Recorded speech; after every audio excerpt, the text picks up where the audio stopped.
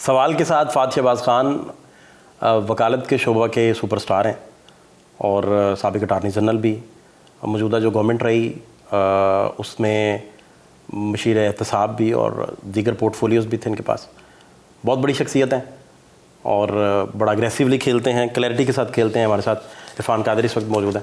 عرفان قادری صاحب, بہت سر شکریہ آپ کے ٹائم کے لیے.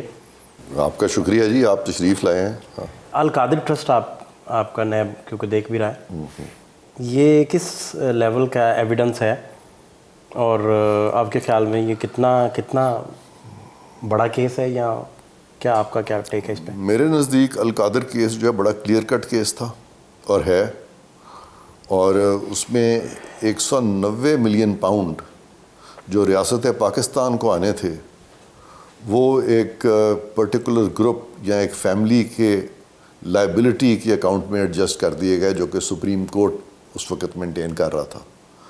تو وہ چیز جو ہے وہ بالکل غلط ہوئی تھی, اور وہ چیز جو ہے وہ کرپشن اور کرپٹ پریکٹس کے زمرے میں آتی ہے, اور وہ تو اسٹیبلش ہو چکا ہے. اس میں اب کیا ایسی کوئی سکم تو کوئی نہیں ہے اس کیس میں, سکم کوئی سکم نہیں. آفتاب سلطان کیوں اتنی انٹیگریٹی والے افسر تھے, اور آپ کو پتہ ہے آئی بی میں بطور آئی بی ہیڈ ان کا کتنا کنٹریبیوشن تھا, اور خاص طور پہ نواز شریف کی حکومت بچانے میں کتنا کنٹریبیوشن تھا ان کا. خاص طرح کی انہوں نے ان دنوں ٹیپ ایک ریکارڈ کی اور اس نے سارے دھرنے ڈیفیوز کر دیے تھے. آپ بڑے باخبر ہیں. تو آفتاب صاحب کیوں چلے گئے چھوڑ کے, کیا ہوا تھا؟ دیکھیں, اس میں تو کوئی شک ہی نہیں ہے کہ آفتاب سلطان جو ہیں وہ بڑے اپرائٹ شخص ہیں, آنیسٹ ہیں. مجھے لگتا ہے کہ وہ ذرا ہارڈ ٹاسک ماسٹر اس لیے ہوں گے کہ ان کی کوشش ہوگی کہ اگر آپ نے کیس بنانا تو پھر مضبوط بنائیں اور جلدی میں نہ کریں. یہ وہی بتا سکتے ہیں. لیکن میرا یہ خیال ہے کہ مثلا میری اپنی بھی یہی عادت ہے کہ میں ایک دم نہیں کوشش کرتا کہ کوئی کیس بن جائے. آفتاب سلطان صاحب کے قریبی لوگ جب یہ نئے آئے تو ہم کوئی سرگوشیاں ہم تک جو پہنچتی رہیں یا ان سے جو ملاقاتیں کر کے لوگ آتے تھے, کئی دفعہ آپ کے دوست ملاتے ہیں, کئی دفعہ کوئی نہ کوئی, تو ہم پوچھتے تھے کہ بھائی کیا چل رہا ہے. تو وہ موٹی سی بات جو سمجھ آئی ان دنوں, تو وہ کہہ رہے تھے کہ ملک ریاض کے کیسز پہ کام کر رہے ہیں اور ہو سکتا ہے اسے پکڑ لیں, اور اس طرح کی کوئی گیم چل رہی ہے. بعد میں وہ چلے گئے یکدم سے. تو یہ بات اب آپ بتائیے کہ کیا ہوا تھا؟ نہیں دیکھیں, یہ تو ان کو پتہ ہے نا, وہ بتائیں گے نا. میں نے تو بتا دیا ہے کہ آفتاب سلطان بہت اپرائٹ آدمی ہیں, اور وہ کبھی بھی غلط کیس کسی کے خلاف کبھی بھی نہیں بنائیں گے. وہ بڑے اپرائٹ آدمی ہیں. لیکن گورنمنٹ نہ انہیں پھر ساتھ لے کے چل سکی, اور وہ نہیں, اس میں گورنمنٹ کا تو کوئی عمل دخل تھا ہی نہیں ہماری طرف سے. یہ نہیں, کیونکہ کم از کم میں جب بطور special assistant to the prime minister on accountability اس وقت میری طرف سے کوئی کبھی انٹرفیئرنس نہیں ہوئی تھی. آپ بے شک آفتاب سلطان صاحب سے پوچھ لیجئے گا, کیونکہ ہمیں تو ان پہ بڑا اعتماد تھا. وہ کیوں چلے گئے یہ آپ ان سے پوچھیں, وہ بتائیں گے آپ کو. ویسے ہو سکتا ہے کہ کچھ آپ کو پتا ہو اور آپ ابھی نہیں, کچھ پتہ ہی نہیں. مجھے بلکہ افسوس ہوا تھا ان کے جانے کے بعد, کیونکہ مجھے یہ تھا کہ کتنا اچھا بندہ جو ہے اس نے اپنی کنارہ کشی کر لی ہے. تو ضرور کوئی وجہ ہوگی, وہی بتا سکتے ہیں.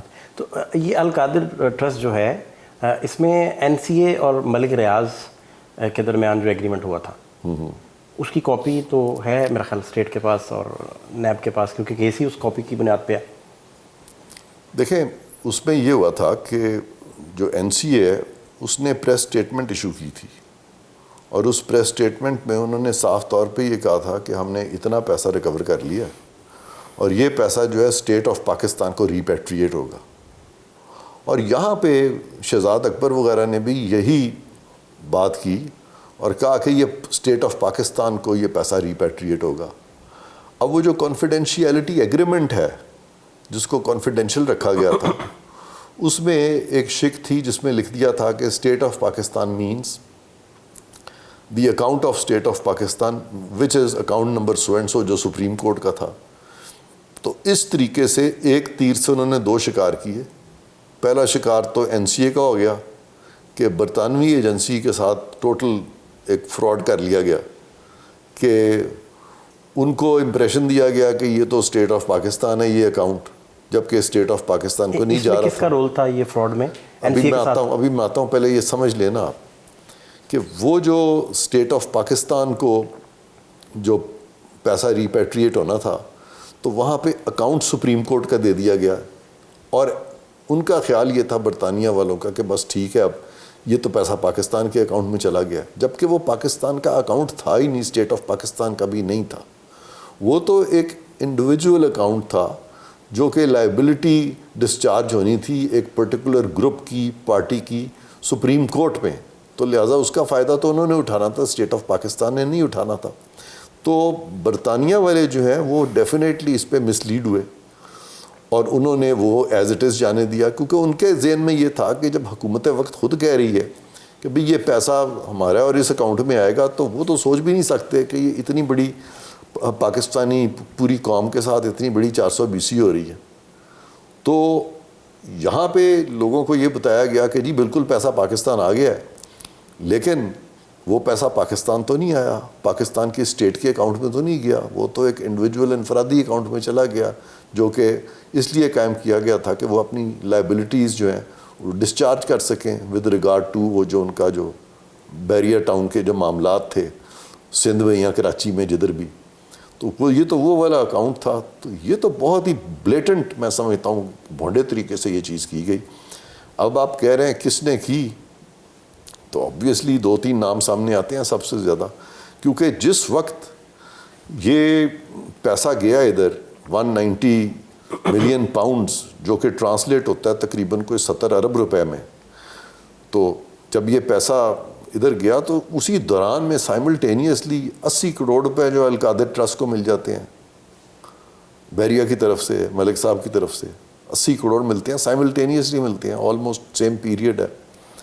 تو ان دونوں کو اگر ڈاٹس کو آپ کنیکٹ کریں تو دو ڈبل کرپشن ہے اس میں۔ ایک کرپشن یہ ہے کہ انہوں نے رانگ فل گین حاصل کیا، یعنی کک بیکس ہی اسی کو کہتے ہیں نا، kickbacks, wrongful gain حاصل کیا to the tune of 80 crore rupees. اور دوسرا، حکومت پاکستان کو 80 کروڑ کا فائدہ لے کے 80 ارب کا یا 70 ارب کا انہوں نے نقصان پہنچایا، جس کو ہم عام فہم زبان میں کہتے ہیں ٹیکہ لگا دیا۔ تو یہ بہت ایک میں سمجھتا ہوں کہ ایک بری چیز انہوں نے کی اور گری ہوئی چیز تھی یہ۔ اس طرح سے ایک وزیر اعظم کو یا حکومت کو اس طرح کی چیز کرنا جو ہے یہ آبویسلی اس کی تو کوئی معافی تلافی ہو ہی نہیں سکتی۔ آپ نے جو ریکارڈ دیکھا اس میں وہ ملک ریاض کی اور NCA کے ایگریمنٹ کی کاپی ہمارے پاس ہے کہ کوئی نہیں؟ نہیں، میں نے بہت مائنیوٹلی ریکارڈ مجھے یاد نہیں ہے، لیکن مجھے یہ پتہ ہے، میں نے اس وقت جو لوگ اس میں انوالو تھے، جب میرے سے یہ ڈسکشن ہوا تھا تو یہ بات سامنے آئی تھی، میری نظر سے گزری تھی کہ اکاؤنٹ جو دیا گیا ہے اس ایگریمنٹ میں غالباً یہ وہی دیا گیا ہے سپریم کورٹ کا، جو کہ ریاست پاکستان کے ساتھ بہت بڑا دھوکہ تھا یہ۔ نہیں تو پھر آپ کے پاس اگر وہ ریکارڈ موجود ہے ایگریمنٹ کا NCA کے ساتھ اور ملک ریاض فیملی کا، اگر وہ ریکارڈ ہے تو پھر تو بات اور طرف جائے گی نا، پھر تو چلیں۔ ریکارڈ کیا، پیسہ پڑا ہوا ہے سپریم کورٹ میں، سپریم کورٹ کیوں نہیں لیتی سو موٹو نوٹس؟ یہ موجودہ چیف جسٹس جو ہیں کیوں نہیں سو موٹو نوٹس لیتے؟ یہ خاموش کیوں بیٹھے ہوئے ہیں؟ تو آپ کوئی لیٹر لکھ دیتے کہ ہمیں پیسہ واپس کوئی کریں؟ ضرورت نہیں ہے لیٹر لکھنے کی، ان کو پتہ نہیں ہے۔ سر منسٹری آپ کی تھی نا؟ نہیں بھئی، حکومت کا تو کام یہ ہے کہ ان کے خلاف جو بھی کیس ہے، لیٹر لکھ ایگزیکٹو سائٹ پہ تو وہ کیس بن رہا ہے، نیب اپنا کام کر رہی ہے اس کیس میں، ایگزیکٹو سائٹ پہ کام چل رہا ہے، لہٰذا اس میں حکومت کا آنا بنتا ہی نہیں تھا۔ وہ اپنا کام کر رہے ہیں، سپریم کورٹ کو اپنا کام کرنا چاہیے۔ اب تو پیسہ حکومت ایسے ہی خام خواہ جا کے یہ ججوں کے آگے ہاتھ پھیلانے شروع کر دے، کیوں؟ نہیں سر، پھر بھی آپ نے کچھ تو مطلب نہیں کو کمیونیکیٹ کرتے، نہیں آج خود لینے کی درخواست کر دیتے۔ نو ان کو سب پتہ ہے، یہ جج صاحبان سب جانتے ہیں۔ نہیں سر، وہ لیکن آپ کی رسپانسبلٹیز بھی ایز اے مشیر احتساب، آپ اس میں کچھ بھی نہیں کر سکتے تھے کوئی؟ نہیں، میں بالکل سمجھتا تھا کہ حکومت کو وہاں جانے کی ضرورت نہیں ہے سپریم کورٹ میں۔ حکومت کیوں جائے سپریم کورٹ میں؟ یہ تو پچھلی حکومت نے کیا، اس حکومت نے تھوڑا ہی کیا۔ اب خزانے کو ٹیکہ لگایا، آپ پرائم منسٹر لیٹر لکھ دیتے کہ ہمیں پیسے واپس کریں ہمیں۔ آپ سمجھتے نہیں ہیں، جب وہاں جا کے تو حکومت کا وکیل اٹرنی جنرل وغیرہ کھڑا ہوتا ہے، آپ نے دیکھا نہیں ہے ان کو کس طریقے سے یہ ججز جو ہیں وہ ٹریٹ کرتے ہیں، یعنی وہ وہاں سوالی بن جاتا ہے۔ حکومت کو ہمیشہ اپر ہینڈ رہنا چاہیے اس طرح کے معاملات میں، جہاں پہ کہ حکومت صحیح ہو۔ حکومت کا موقف بالکل ٹھیک تھا. القادر میں تو گورنمنٹ سمجھتی ہے وہ صحیح ہے, تو وہ تو گورنمنٹ ٹھیک ہے نا, اس کو تو بہتر آپ نہیں بالکل گورنمنٹ نے بڑا فرم سٹینڈ لیا اس پہ, پرائم منسٹر نے بھی بڑا فرم سٹینڈ لیا, اور انہوں نے صاف طور پہ وضاحت بھی کی اس کی, اور سپریم کورٹ کو چاہیے تھا کہ وہ پرائم منسٹر کی بات سمجھتے, سنتے, اس پہ عمل کرتے. پرائم منسٹر کو سپریم کورٹ کے آگے تو نہیں جا کے سپریم کورٹ سے مانگے گا. سپریم کورٹ کو خود ریاست کا خیال کرنا چاہیے. ریاست ہے کیا؟ ریاست ہے پارلیمان, ریاست ہے, ریاست حکومت وقت ریاست ہے, صوبائی اسمبلیاں ریاست ہیں, تمام وہ باڈیز ریاست ہیں جو کہ ٹیکس کلیکٹ کر سکتی ہیں, یہ سب ریاست ہے. اور یہ ریاست جو ہے یہ سب سپریم کورٹ سے اوپر ہے, یہ آئین سے بھی اوپر ہے. فرسٹ اینڈ فارموسٹ ڈیوٹی جو ہے ہر سٹیزن کی, جس میں کہ جج سپریم کورٹ کے شامل ہیں, وہ ہے لائلٹی ٹو دا اسٹیٹ. یہ کیا لائلٹی ٹو دا اسٹیٹ ہے کہ پرائم منسٹر صاحب بات کر رہے ہیں, ایک بات صاف طور پہ کہہ رہے ہیں, اور یہ خاموش سپریم کورٹ دیکھ رہی ہے سارے معاملے کو. یہ معاملے ٹیک اپ ہوں گے آنے والے دنوں میں. گفتگو کا سلسلہ جاری ہے جی, شارٹ بریک ایک لیں گے, ہمارے ساتھ رہیے. نواز شریف صاحب نے اسلام آباد میں بھی بہت سینئر وکلاء سے رابطے کیے اور اپنی لیگل پوزیشن جاننے کے لیے کہ ملک واپسی کو لے کر کیسے کرنا چاہیے, یہ وہ سارا واپسی انہوں نے کیسے ہونے چاہیے. تو آپ نے بھی کوئی بریفنگ اس معاملے میں نواز شریف صاحب کو دی ہیں, انہیں بتایا ہے کہ کون سا ملک آنے کا راستہ وایا بہتر ہے, کیا طریقہ ہے, جیل سے بچنا ہے نہیں بچنا؟ مجھے ان کو بریفنگ دینے کی ضرورت اس لیے نہیں تھی کہ میں تو ٹی وی پروگرامز میں بارہا اس چیز پہ بات کر چکا ہوں, میاں صاحب کی واپسی پہ, اور میں نے کہا کہ اب کوئی امر مانے نہیں ہے کہ وہ واپس نہ آئیں, کیونکہ ان کے خلاف جو کیس ہے وہ جھوٹا ثابت ہو چکا ہے. پناما کیس کی متھ جو ہے وہ ٹوٹ چکی ہے, جس قسم کی پولیٹیکل انجینئرنگ کے ایویڈنسز آ چکے ہیں, جس طریقے سے مریم صاحبہ جو ہیں وہ ایکویٹ ہو چکی ہیں. تو میاں صاحب کے خلاف بھی تو وہی کیس ہے جس میں کہ کوئی ایویڈنس اس بات کا نہیں ہے کہ وہ جو ایسٹس ہیں ایون فیلڈ کے وہ میاں صاحب کی ایکوزیشن تھی یا میاں صاحب نے ایکوائر کیے تھے یا وہ میاں صاحب کی ملکیت تھی. وہ تو ایک فیملی پراپرٹی اس طرح سے بنتی ہے کہ جب میاں شریف زندہ تھے تو انہوں نے جو بھی پیسہ روٹیٹ کیا تھا جس کا میاں نواز شریف سے تو کوئی تعلق ہی نہیں تھا, تو میاں نواز شریف تو نہ اونر ہے نہ بینیفیشل اونر ہے, نہ انہوں نے وہ ایکوائر کیا تھا. یہ تو ساری چیز اب اسٹیبلش ہو چکی ہے. یہ بھی میں سمجھتا ہوں کہ سپریم کورٹ آف پاکستان کو خود کہنا چاہیے کہ جی وہ تشریف لائیں, اور ڈائریکشن دینی چاہیے ان کو اسلام آباد ہائی کورٹ کو کہ وہ فٹافٹ اپیل کا فیصلہ کریں, اور یہ بھی فوراً کہنا چاہیے اس پولیٹیکل انجینئرنگ کے بعد, کیونکہ اس کے فیکٹس یونیک ہیں کہ میاں صاحب جو ہیں جب وہ آئیں گے تو وہ اریسٹ نہیں ہوں گے, اور پھر اپیل کو سنیں میرٹس پہ. پرائم منسٹر جو ہیں انہیں منی لانڈرنگ کیس میں بھی ایکویٹل ملا, ہاں اس کی فیملی کو بھی, تو اب تک وہ فائلیں وہ شہزاد اکبر صاحب نے جو تیار کی تھیں اور ساری, کیا ان کے میرٹس تھے؟ نہیں دیکھیں میں وہاں اس لیے نہیں گیا تھا کہ میں اب شہزاد اکبر کی اسکروٹنی شروع کر دوں گا کہ شہزاد اکبر نے کیا کیا یا پرائم منسٹر صاحب کا کیا نقصان ہوا. میں نے پہلے ہی آپ کو کہا کہ نہ تو میں حکومت وقت کے ساتھ جو زیادتیاں ہوئی ہیں ان معاملات کو دیکھ رہا تھا, اور نہ جو انٹرفیئرنس کی ہے پچھلوں والوں نے اس کو دیکھ رہا تھا. میں مینلی اس چیز کو دیکھ رہا تھا کہ اب ہم نے وہ نہیں کرنا جو ماضی میں ہوا ہے. منی لانڈرنگ کیس میں 24 جون کو 27 سوال ٹرائل جج 27 سوال جی آئی ٹی کو بھیج رہا ہے, جی ہاں, اور کہہ رہا ہے کہ پورے پاکستان میں کوئی بھی بتانا چاہے آ کے 27 سوالوں کے جواب دے, میڈیا میں سے کوئی بتانا چاہے تو آ کے جواب دے. تو ایویڈنس ریکارڈ کر کے سوال آنے تھے, جواب آنے تھے, جج جی آئی ٹی کو سوال لکھ رہا ہے اور بعد میں فیصلہ دے دیا.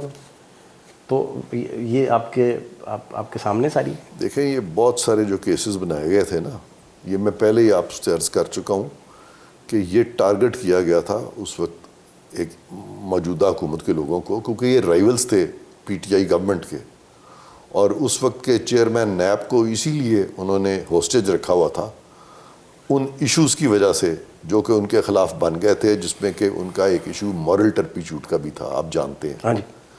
اس ذریعے سے ان کو ان اے وے انہوں نے ہوسٹیج رکھا ہوا تھا, اور جو نتائج وہ اس وقت کی حکومت چاہتی تھی وہ ڈیلیور کر رہے تھے چیئرمین نیب. تو یہ کیسز اس وقت بنے ہیں سارے.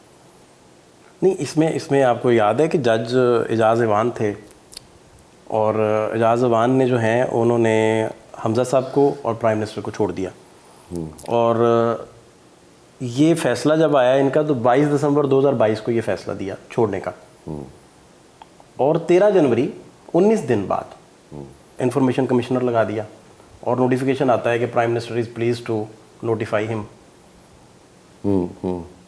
تو یہ اس طرح کی مارکیٹ میں باتیں. اور سب سے پہلی بات تو یہ ہے کہ وہ جو کیس جس کا آپ ذکر کر رہے ہیں جس سے وہ کوئٹ ہو گئے ہیں, منی لانڈرنگ کیس, ہاں جی ٹھیک ہے نا, یہاں پہ تو ذرا کوئی نیچ مارتا ہے تو وہ سپریم کورٹ چلے جاتے ہیں 184(3) میں.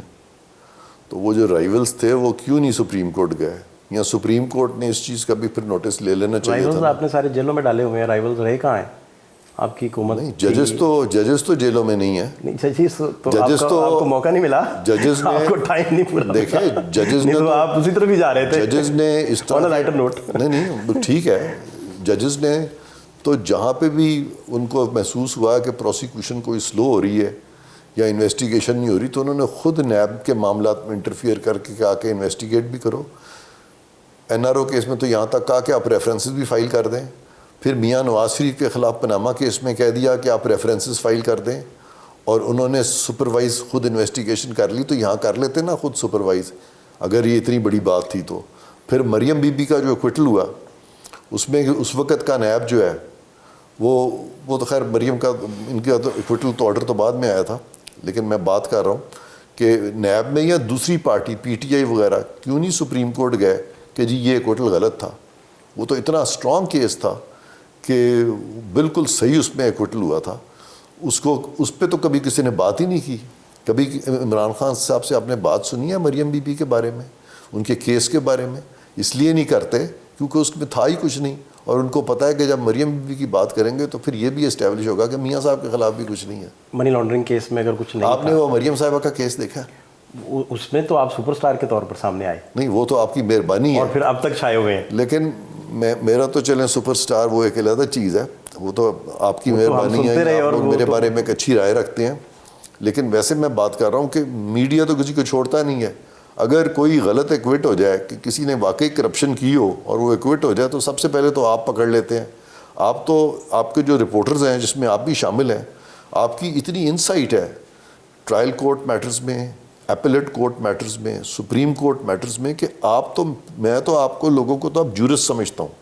میں نے ابھی کل مت اللہ جان کا ایک کلپ دیکھا ہے, میں اتنا امپریس ہوا تھا کہ بڑے بڑے جورسٹ اس کلیئرٹی سے وہ معاملات نہیں سمجھ سکے. کیا بات, جس طرح مت اللہ جان صاحب سمجھے ہیں وہاں پہ اس کیا بات, یہ کل کے پروگرام میں. کیا بات, کوئی شک نہیں, کوئی شک نہیں.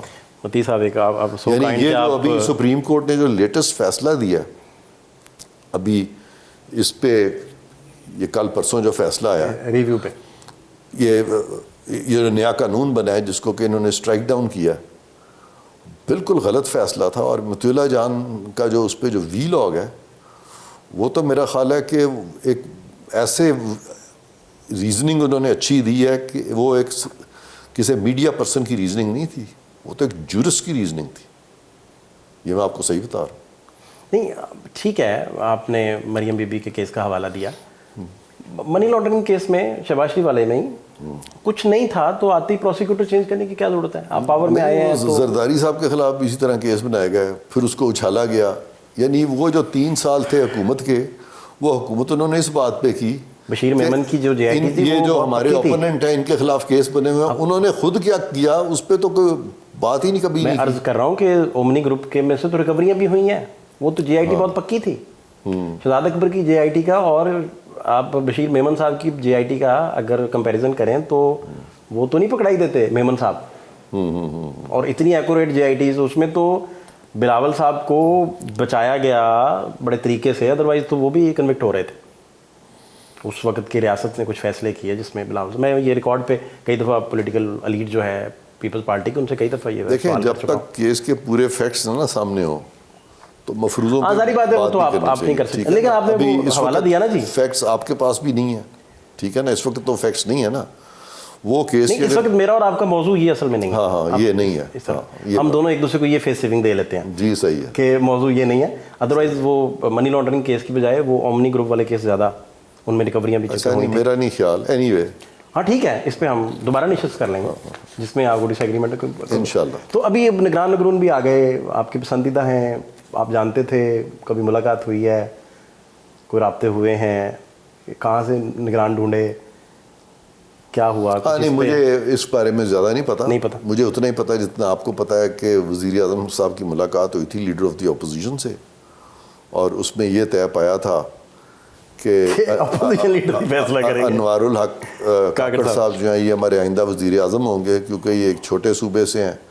تو میں سمجھتا ہوں کہ یہ اس لیے اچھا فیصلہ تھا کہ چھوٹے صوبوں کو اگر کوئی محرومی کا احساس ہے تو وہ ہمیشہ کے لیے ختم کیا گیا ہے کہ بھئی آپ کے صوبے سے بھی پرائم منسٹر آ سکتے ہیں, تو اچھی بات ہے.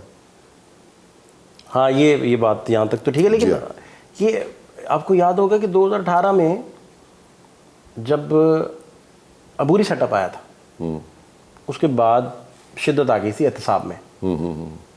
تو مشیر احتساب جو بھی تھے اس وقت کے وہ تگڑے ہو گئے تھے عبوری سیٹ اپ میں, بہت تگڑے.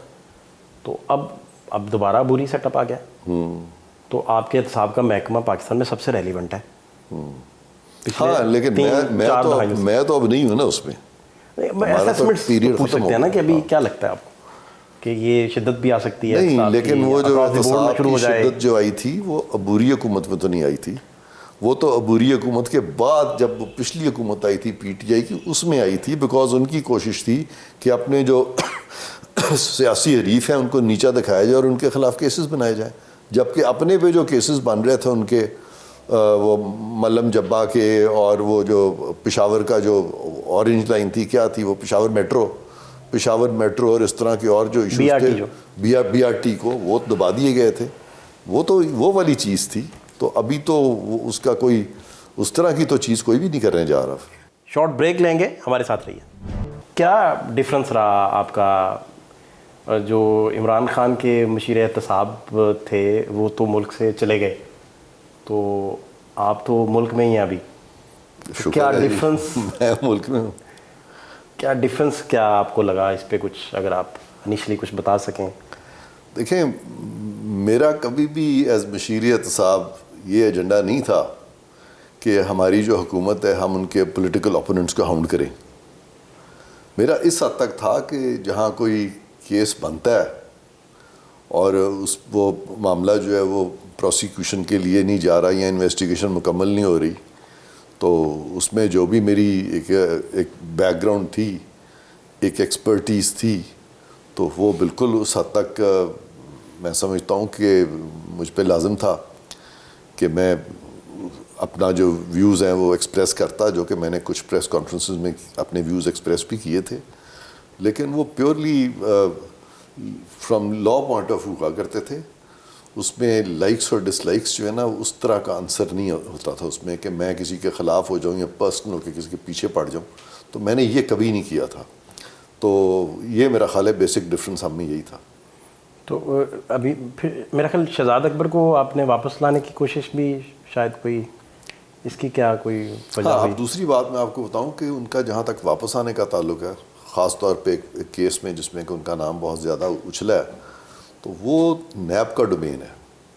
اور میں تو اوور آل پالیسی میٹر کو دیکھ رہا تھا, اوور آل ڈائریکشن دیکھ رہا تھا کہ نیب اپنے دائرے میں رہ کے کام کرے, ایف آئی اے اپنے دائرے میں رہے. اور اس طرح سے میں نہیں سمجھتا کہ مجھے کسی قسم کی بھی مداخلت نیب کے مینڈیٹ میں کرنی بھی چاہیے, اور میں نے کبھی کی بھی نہیں. کتنا ویسے بطور اتنے پاورفل آپ اور اتنا اچھا پورٹ فولیو, اور آپ کی اپنی بھی ایک بیک گراؤنڈ اگریشن کی یا کلیئرٹی کی کہہ لیں, اگریشن کی بجائے, تو اس میں کتنا ایف آئی اور نیب میں ایک منسٹر کا یا مشیر کا انٹرفیئرنس ہوتا ہے؟ کتنا آپ کا تجربہ کیا رہا ہے؟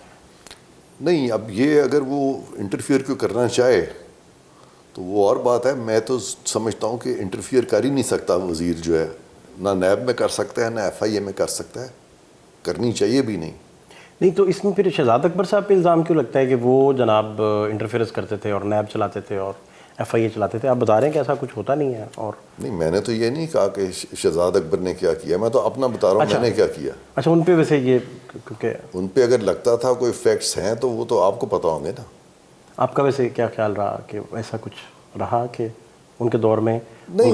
مجھے جو ان کا زیادہ پتہ ہے وہ تو پریس کانفرنسز جس قسم کی وہ کیا کرتے تھے, اس سے یہ محسوس ہوتا تھا کہ پی ٹی آئی گورنمنٹ کے جو پولیٹیکل اوپوننٹس ہیں ان کو ٹارگٹ کرتے ہیں, اور وہ پرسنلی شہباز صاحب کے بارے میں باتیں شروع کر دیتے تھے. وہ پرسنل ہو جاتے تھے. لیکن وہ ان کی کمانڈ اینڈ کنٹرول تو پھر ایف آئی اے نیب صرف آپ کو پریس کانفرنس کی حد تک اعتراض اقرار, باقی آپ کہہ رہے ہیں کہ وہ ہوتا نہیں مارجن اتنا ہو بھی نہیں سکتا. کمانڈ اینڈ کنٹرول تو نہیں ہو سکتا نیب پہ یا ایف آئی اے پہ, کیونکہ ان کے اسٹیچوٹ بنا ہوا ہے, ان کے رولز بنے ہوئے ہیں, تو اس کے مطابق ہی یہ گائیڈ لائنس دی جا سکتی ہیں نا. ہم لوگ تو گائیڈ لائنس دے سکتے ہیں نا. اب شہزاد اکبر نے وہاں پہ کیا گائیڈ لائنس دیں کیا نہیں دیں وہ تو میرے علم میں نہیں ہے, لیکن میں فرام ٹائم ٹو ٹائم کچھ گائیڈ لائنس میں دیتا رہا ہوں جو میں سمجھتا تھا کہ ضروری ہے. منسٹر پورٹ فولیو جب سنبھالتے ہیں یا مشیر جب جاتے ہیں تو ان کو سرگوشیاں بھی پہنچتی ہیں, پیپرز بھی پہنچتے ہیں ان تک, پورا فلڈ ان تک انفارمیشن کا آنا شروع ہو جاتا ہے. تو سابق چیئرمین نیب اور باقی یہ سارے لوگ, پھر اس کا مطلب ہے کہ شہزاد اکبر صاحب کے ہوتے ہوئے بھی وہ لوگ انڈیپینڈنٹلی کام ہی کر رہے تھے, یا اب تک کوئی اس کے علیحدہ ڈفرینٹ انفارمیشن پہنچتی رہی؟